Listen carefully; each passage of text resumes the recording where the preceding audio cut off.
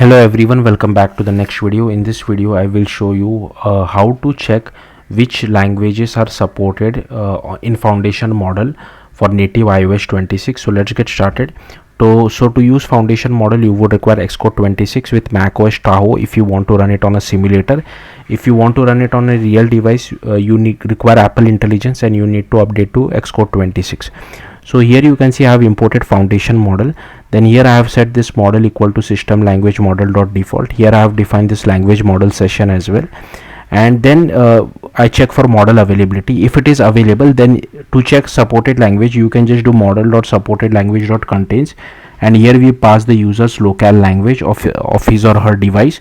If it is not supported, then I just return immediately. If it is supported, then we create a task and ask it what is 2 plus 12, or you can ask whatever questions in your local language, whatever, or you can tell the user to ask question if you have a text input. I'm using UIKit, but you can use SwiftUI as well. There is no UI logic which I have written. I'm immediately calling the business logic inside view did load, so you don't have to worry about this.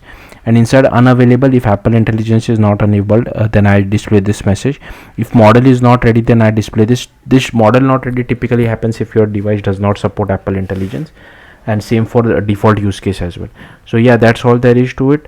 Now I have already ran the application. It does take a bit of time to display the output. I don't know why. Has it? Okay, so here you can I don't know why it is saying language not supported. So it should have maybe it's because I live in India, it might have considered Hindi as the language. So be careful with this. Even like this is not 100% accurate according to me, even though my device, the laptop language or simulator language is in English, still it says language not supported, which I found a little bit weird. I'm not sure if this is a simulator bug, but maybe you can try it on a real device and do let me know your thoughts in the comments, because I don't have a real device which supports Apple Intelligence. Thank you for watching. Bye.